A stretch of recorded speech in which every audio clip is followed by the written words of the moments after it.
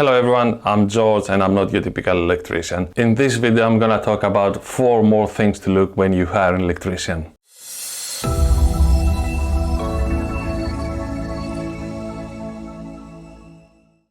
Are they branded? So do they wear branded clothing? Is there one sign written? The reason this is important is for you to know who's that person that comes into your house, which is their company, from whom they're working. A few weeks ago, I went to a new customer of mine to do some electrical repairs. She never met us before, so it was the first time we were working for her. And I'm knocking at the door.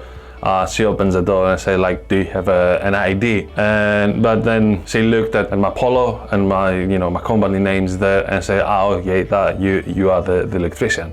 Do they wear clean and not damaged clothes?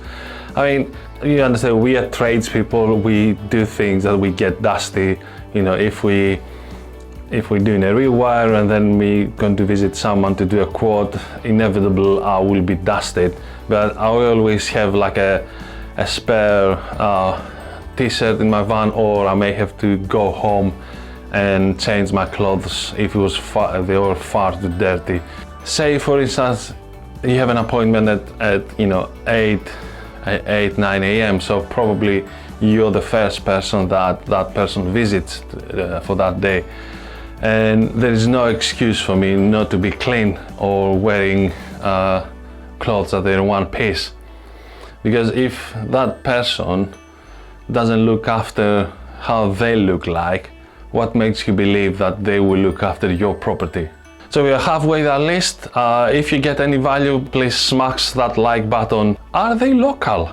The reason this is important, because using a local company, first of all, you support the local economy. So you pull money into a local company, and then with the return, they're gonna, redistribute that money back to the local community.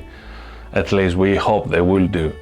Another reason is they can, if something goes wrong and you need an electrician very soon, they will be there in a very short time. If you're using someone for 30, 40, 50 miles away, it's gonna take them half a day, or they might not be able even to come around on that day, and they have to leave it for another day. Personally, I work very locally. I don't travel more than about 10 miles. Most of my jobs within a 10 miles radius from Gillingham, and most of the times I'm able at least to go and have a quick look to see if we can offer a quick fix or like a temporary solution. Sometimes I may leave like an extension lead with them until I'm able to go another day to look into that fault into more depth. And if the fault's in the kitchen, then they will be able to plug the fridge, freezer, and at least have a basic cooking facilities. References. This is something I always say to people to ask from any professional they hire, but it looks like most people they don't really do. In the day I'm recording this video, I'm on my 4th year running my own business, and I got asked only once for references, and I sent them. They never really called them, but I think the confidence of, hear the numbers of some of my previous customers, feel free to give them a call. And so that was my 4 more things to look when you look into hiring an electrician. I also have an abbreviated list of my 9 things to look when you hire an electrician, and you can watch it by clicking this link here. Until next time, take care and enjoy life. Bye.